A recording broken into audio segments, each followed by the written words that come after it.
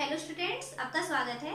पिछली क्लास में हमने देखा कि कोई फलन जो है किसी पॉइंट पर किस तरीके से सतत होता है। जैसे अगर मान लीजिए आपके पास एक फंक्शन दिया हुआ है f(x), तो हमें चेक करना है कि f(x) बिंदु x इक्वल टू a में ये सतत है या नहीं है, ये हमको चेक करना है। तो हमने क्या देखा था कि किसी पॉइंट a में आपको सातत्यता की चेक करनी है, तो आपको क्या लेना होता है, इस पॉइंट a के लिए आपको लेफ्ट हैंड लिमिट चाहिए फंक्शन का, ठीक है। और यहीं पर आपको फंक्शन के लिए राइट हैंड लिमिट भी निकालेंगे, लेफ्ट हैंड लिमिट और राइट हैंड लिमिट, और उस पॉइंट पर फंक्शन की वैल्यू यानी कि एफ ए की वैल्यू यदि तीनों इक्वल हो जाता है तब हम कहते हैं कि वो फंक्शन जो है पॉइंट ए पर सतत है। अब आज हम देखते हैं कि कोई फंक्शन जो है एक इंटरवल, एक अंतराल में सतत है या नहीं है, ये किस तरीके से हम चेक करेंगे। तो जैसे मान लीजिए आपके पास एक इंटरवल दिया हुआ है ए बी। अब इस ए बी में आपको फलन के सातत्यता की चेक करनी है।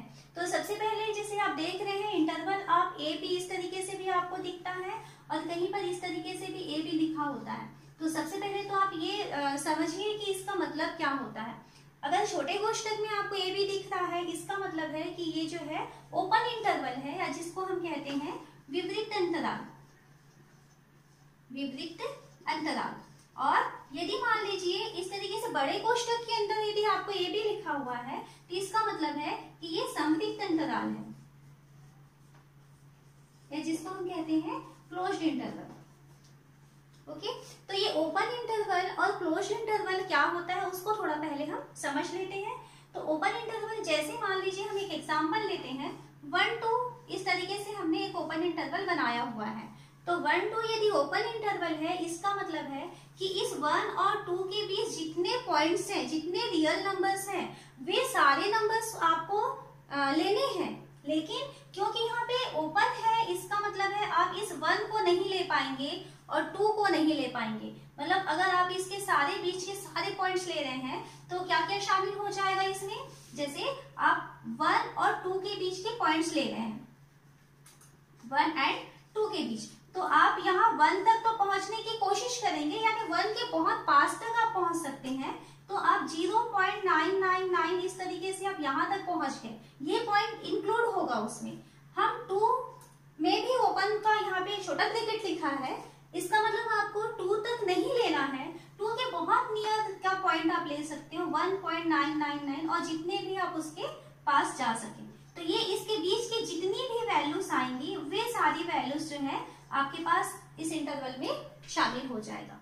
ओके, तो ये होता है ओपन इंटरवल। सेकेंड हमने देखा क्लोज्ड इंटरवल क्या होता है। तो क्लोज्ड इंटरवल यानी कि समवृत्त अंतराल, जिसको कि हम बंद अंतराल कहते हैं। बंद अंतराल में जैसे मान लीजिए हमने यहाँ पर इंटरवल लिया है 1 और 2, तो 1 और 2 के लिए कौन कौन से पॉइंट्स होंगे जो इसके अंदर शामिल होंगे। तो इसके अंदर वे सारे पॉइंट्स शामिल होंगे जो खुले अंतराल में थे। उसके अलावा क्योंकि ये बंद अंतराल है, इसलिए इसमें 1 भी इंक्लूड होगा और 2 भी इंक्लूड होगा, और इसके बीच के जितने भी नंबर्स हैं वे सारे नंबर्स इसमें शामिल होते हैं। तो ये चीजें आपको समझनी है कि ओपन इंटरवल क्या होता है। ओपन इंटरवल में उसकी जो बाउंड्री पॉइंट्स होती हैं वे शामिल नहीं होते, और क्लोज्ड इंटरवल में क्या होता है, जो उसके बाउंड्री पॉइंट्स होते हैं वो भी उसमें शामिल होते हैं। तो ये दोनों इंटरवल्स हैं। अब हम देखते हैं कि ओपन इंटरवल और क्लोज्ड इंटरवल में हम किसी फलन के सातत्यता को किस तरीके से चेक करते हैं। तो यहाँ हम डेफिनेशन को समझते हैं। एक फलन f(x) एक विवृत अंतराल a b में सतत होता है यदि वह a b के प्रत्येक बिंदु पर सतत हो। आपके पास एक इंटरवल दिया हुआ है a b, इस इंटरवल a b के अगर हर पॉइंट पे वो फलन सतत निकल जाता है, तब हम कहेंगे कि वो उस ओपन इंटरवल a b में सतत है। जबकि यदि मान लीजिए आपको इसी को क्लोज्ड इंटरवल ए बी में आपको सतत प्रूफ करना है किसी फंक्शन को, तो आपको क्या करना होगा कि अगर आपके पास क्लोज्ड इंटरवल ए बी दिया हुआ है और इस क्लोज्ड इंटरवल ए बी में आपको फंक्शन को सतत प्रूफ करना है, तो पहला तो उसे होना चाहिए कि उसे ओपन इंटरवल ए बी में सतत होना चाहिए। यानी कि ये जो फर्स्ट वाली जो उसका डेफिनेशन था कि वहां पर ए और बी के नियर जितने भी पॉइंट्स हैं वे सारे पॉइंट्स में उसको सतत होना पड़ेगा। सेकंड, क्योंकि वो क्लोज्ड इंटरवल है, इसका मतलब है यहाँ पर ए इसमें शामिल है।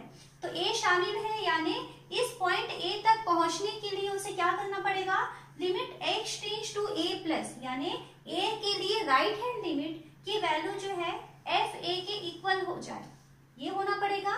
और बी भी उसमें शामिल है क्लोज्ड इंटरवल में, तो बी तक उसे पहुंचने के लिए क्या लेना होगा, उसमें लेफ्ट हैंड लिमिट लेना पड़ेगा। कहां पर, पॉइंट बी पर। तो पॉइंट बी में यदि लेफ्ट हैंड लिमिट की वैल्यू एफ बी के इक्वल हो जाए और पॉइंट ए पर राइट हैंड लिमिट की वैल्यू यदि एफ ए के इक्वल हो जाता है, तब यहाँ पे पॉइंट ए और बी भी उसमें शामिल हो जाएंगे। तो इसमें आपको ध्यान देना है कि यदि कोई interval closed interval a b में आपको फंक्शन को सतत प्रूफ करना है, तो आपको क्या करना होगा, सबसे पहले तो आपको ओपन इंटरवल ए बी में उसे सतत दिखाना होगा। Second, limit x tends to a plus f x की वैल्यू एफ ए की इक्वल होती है। और थर्ड, हमें बताना होगा limit x tends to b minus F x की वैल्यू एफ बी के इक्वल होती है। तो ये तीनों चीजें अगर मान लीजिए वो फंक्शन जो है सेटिस्फाई करता है, तब हम कहेंगे कि वो क्लोज्ड इंटरवल ए बी में फलन सतत है। अब हम सतत फलनों की कुछ प्रॉपर्टीज देखते हैं। मान लीजिए आपके पास दो फंक्शन है F x and g x, और यदि मान लीजिए f x and g x किसी point x equal to a पर सतत है, इस तरीके से हमको कहता है दो फंक्शन है F x and g x जो कि point x equal to a पर सतत है। तो इसमें क्या क्या प्रॉपर्टीज होती है कि अगर मान लीजिए दोनों फलन x इक्वल टू ए पर सतत है, तब उस कंडीशन में f प्लस जी ये भी x इक्वल टू ए में सतत होगा, ये हमें याद रखना है। सेकेंड, इन दोनों का अंतर यानी कि f माइनस जी जो फंक्शन है वो भी x इक्वल टू ए में सतत होगा। थर्ड, यदि मान लीजिए आपके पास अल्फा एक अचल संख्या ले लेते हैं, तो यदि अल्फा एक अचल संख्या दिया हुआ है, तो उस कंडीशन में अल्फा एफ यानी कि एफ क्योंकि x इक्वल टू ए में सतत है, तो अल्फा एफ जो है वो भी x इक्वल टू ए में सतत होगा। ठीक है। फोर्थ, यदि मान लीजिए f और g सतत है, तो इन दोनों को यदि हम मल्टीप्लाई कर दें f डॉट g, तो f डॉट g जो आपको एक नया फंक्शन दिखेगा जो x का ही फंक्शन होगा, वो भी x इक्वल टू ए में सतत हो जाएगा। फिफ्थ है, यदि हम f सतत फलन है तो 1/f, ठीक है, 1/f(x) जो है ये भी सतत फलन होगा a में, तो ये x इक्वल टू ए में सतत होगा। लेकिन यहाँ पर ध्यान देना है कि कब की कंडीशन में x इक्वल टू ए में सतत होगा, जब f a is not equal to 0 हो जाए। अगर f a की वैल्यू 0 के बराबर नहीं होती है, तो उस कंडीशन में 1/f(x) जो है वो x इक्वल टू ए में सतत हो जाएगा। और सिक्स्थ प्रॉपर्टी है कि अगर मान लीजिए f(x) और g(x) x इक्वल टू ए में सतत है, तो अब हम एक क्या करते हैं, एक नया फंक्शन डिफाइन करते हैं hx इक्वल टू हम लिखें f(x)/gx। इस तरीके से हम कहें तो ये भी x इक्वल टू ए में सतत होगा, लेकिन कब के लिए, जब gx यानी पॉइंट ए पर gx की वैल्यू जो है वो 0 नहीं होना चाहिए। तो ga की वैल्यू अगर नॉट इक्वल टू 0 आ जाता है, तो उस कंडीशन में हम कहेंगे कि f(x)/gx point x equal to a पे सतत होता है। हम एक प्रमेय देखते हैं। हमें दिया हुआ है वास्तविक संख्याओं के लिए तत्समक फलन f(x) इक्वल टू x प्रत्येक वास्तविक संख्या के लिए सतत होता है, ये हमें प्रूफ करना है। तो यहाँ पे देखिए तत्समक फलन कहता है, तो तत्समक फलन यानी समझते हो ऐसा फंक्शन जिसमें आप जो डोमेन की वैल्यू रखते हैं और रेंज की वैल्यू भी वही मिल जाती है आपको, तो ऐसे फलन को कहते हैं हम तत्समक फलन। तो हमें ये कह रहा है कि f(x) इक्वल टू x जो वास्तविक संख्याओं के लिए डिफाइंड है और ये एक तत्समक फलन है, तो हमें ये प्रूफ करना है कि ये सतत फलन होगा। तो हम मानते हैं, माना f(x) इक्वल टू x जो है और x बिलोंग टू r पूरे रियल नंबर्स के लिए ये फलन डिफाइंड है, परिभाषित है। ये हम मानते हैं यह a बिलोंग टू r एक स्वेच्छ अवयव लेते हैं।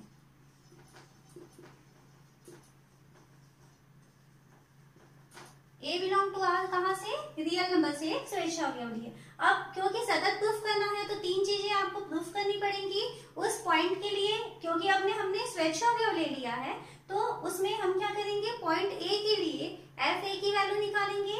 पॉइंट a के लिए आप उसमें लेफ्ट हैंड लिमिट निकाल निकालेंगे और पॉइंट ए के लिए राइट हैंड की लिमिट निकालेंगे। यदि तीनों लिमिट्स इक्वल हो जाएंगी तब हम कहेंगे कि पॉइंट ए में वो फलन सतत हो जाएगा। और क्योंकि पॉइंट ए स्वेच्छ अवयव ले रहे हैं तो इसलिए वो सारे रियल नंबर्स के लिए वो जो है सतत प्रूफ हो जाएगा। तो पहला पॉइंट हम लेते हैं एफ ए की वैल्यू निकालें। तो एफ ए की वैल्यू, तो देखिए फलन कैसे डिफाइंड है, F x equal to x. तो एफ ए की वैल्यू क्या हो जाएगा, ए, ये फर्स्ट हो चुका। सेकेंड हम क्या करें कि पॉइंट ए के लिए हम इसमें राइट हैंड लिमिट निकालते हैं। तो राइट हैंड लिमिट क्या हो जाएगा, limit x tends to a plus f x, इस तरीके से लिखा जाता है, इक्वल टू हम लिख सकते हैं limit h tends to 0 f a plus h। Limit के डेफिनेशन से equal to limit h tends to 0, यहाँ देखिए f a प्लस h दिया हुआ है, तो f x की वैल्यू क्या होती है x, तो f a प्लस h की वैल्यू क्या हो जाएगी, a प्लस h, इस तरीके से हो जाएगा, इक्वल टू हो जाएगा।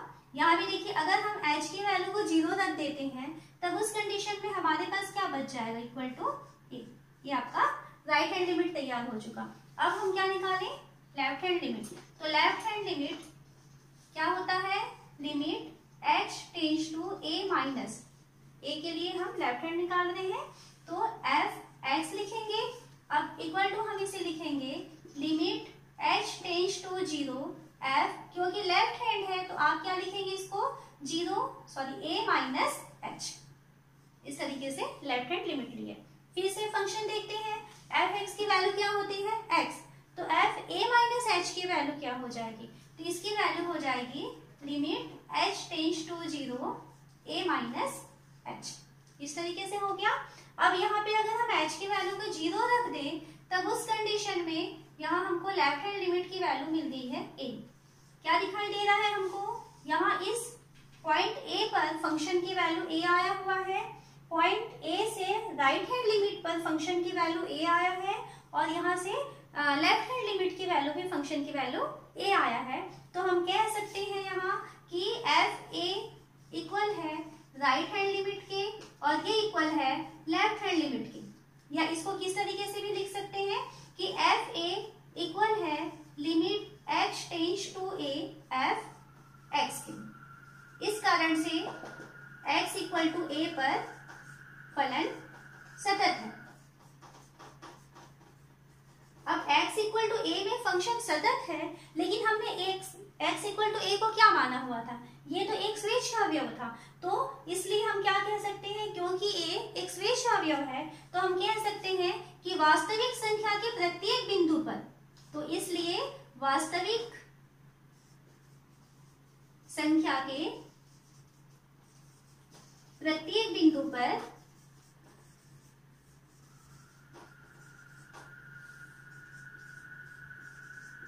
फलन एफ एक्स सतत हो।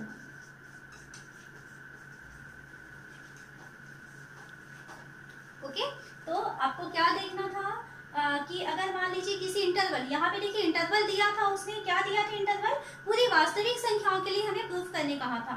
तो पूरी वास्तविक संख्याओं के लिए हमें प्रूफ करने कहा तो हमने क्या किया कि उस पूरी वास्तविक संख्याओं में से हमने एक स्वेच्छ एलिमेंट मान लिया है a, और उस स्वेच्छ एलिमेंट a के लिए हम उस फंक्शन को क्या प्रूफ करा दिए, सतत है। अब क्योंकि वो स्वेच्छ एलिमेंट था, इसका मतलब है कि वो सारे एलिमेंट्स के लिए वो जो है फंक्शन सतत हो जाएगा। नेक्स्ट हमें क्वेश्चन दिया हुआ है, दर्शाइए कि फलन F x equal to X square सभी वास्तविक संख्याओं के लिए सतत होता है। ये हमें प्रूफ करना है। तो यहाँ देखिए आपको फंक्शन कैसे डिफाइंड है, F x equal to X square. तो हम एक काम करते हैं, यहाँ पर इस वास्तविक संख्याओं के लिए कहा है तो हम एक स्वेच्छ एलिमेंट ए मानते हैं जो रियल नंबर आर का एक एलिमेंट है। तो ए बिलोंग टू आर एक स्वेच्छ एलिमेंट लिए, स्वेच्छ अवयव है। ठीक है, तो अब क्या करेंगे, आपको सतत प्रूफ करना है। तो इस पॉइंट ए में पहले आपको फंक्शन को सतत प्रूफ करना होगा। तो पहला काम हम जानते हैं, इस पॉइंट ए में आपको फंक्शन की वैल्यू चाहिए। तो पहला काम हम करें एफ ए की वैल्यू। तो एफ एक्स की वैल्यू कितनी आती है, एक्स स्क्वायर। तो एफ ए की वैल्यू कितनी आ जाएगी, ए स्क्वायर। ये आपका कंप्लीट हुआ एफ ए की वैल्यू। फिर सेकेंड काम हमें करना होता है, राइट हैंड लिमिट हम निकालें। तो राइट हैंड लिमिट मतलब आपको लेना है limit x tends to a plus f x की वैल्यू चाहिए आपको, और इसे आप क्या लिख सकते हैं, equal to limit h tends to 0 f a plus h. Okay, अब h tends to 0 f a plus h दिया है, तो एफ एक्स की वैल्यू एक्स स्क्वायर है, तो एफ ए प्लस एच की वैल्यू क्या हो जाएगी, तो इसकी वैल्यू हो जाएगी limit h tends to 0 A plus H का स्क्वायर। इस तरीके से हो जाएगा। अब इसको थोड़ा सॉल्व करते हैं, तो लिमिट एच टेंड्स टू 0, देखिए ये क्या हो जाएगा, a square plus 2aH plus H square. अब क्या हो रहा है, h की वैल्यू जो है वो 0 की तरफ अग्रसर हो रहा है, तो यहाँ पे अगर हम h की वैल्यू को 0 रख दें तो देखिए ये 0 हो जाएगा और ये भी 0 हो जाएगा, तब आपके पास क्या बचा यहाँ पर a स्क्वायर। तो आपको क्या मिल रहा है, राइट हैंड लिमिट की वैल्यू a स्क्वायर मिल गया। अब हम तीसरा काम करते हैं, यहाँ पर लेफ्ट हैंड लिमिट निकालते हैं, तो लेफ्ट हैंड लिमिट, तो लेफ्ट हैंड लिमिट यानी कि आपको कैसे करना है, limit h tends to a minus F x equal to limit h tends to 0 f, इसे लिख सकते हैं f a माइनस h। तो ये क्या हो जाएगा, limit h tends to 0 a minus h दिया है, तो ये हो जाएगा a माइनस h का स्क्वायर, क्योंकि फंक्शन डिफाइंड है F x equal to X square, तो एफ ए माइनस एच यानी क्या हो जाएगा, ए माइनस एच का स्क्वायर। अब इसको थोड़ा प्रसार करें, तो ये हो गया limit h tends to 0 A square minus 2aH plus H square. अब देखिए यहाँ पे h किधर अग्रसर हो रहा है, 0 की तरफ, तो यदि हम यहाँ h की वैल्यू 0 रख देते हैं, तब आपका ये वाला पद और ये वाला पद ये दोनों 0 हो जाएंगे, तो क्या बचा, a स्क्वायर। उस पॉइंट a पर फंक्शन की वैल्यू a स्क्वायर आया है, राइट हैंड लिमिट की वैल्यू भी a स्क्वायर आया है, और लेफ्ट हैंड लिमिट की वैल्यू भी a स्क्वायर आया है, तो हम क्या लिखेंगे इसे, क्योंकि एफ ए की वैल्यू इक्वल है राइट हैंड लिमिट के और ये इक्वल है लेफ्ट हैंड लिमिट की, या इसको ऐसे भी लिखा जा सकता है कि एफ ए की वैल्यू इक्वल है limit x tends to A F x की, इस तरीके से भी हम इसे लिख सकते हैं। इसलिए एक्स इक्वल टू ए पर फलन सतत होगा।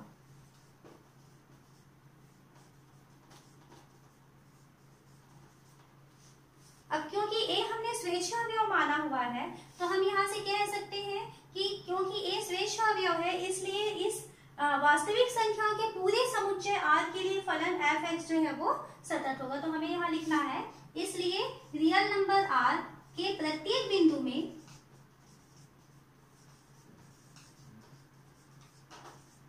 फलन सतत होगा।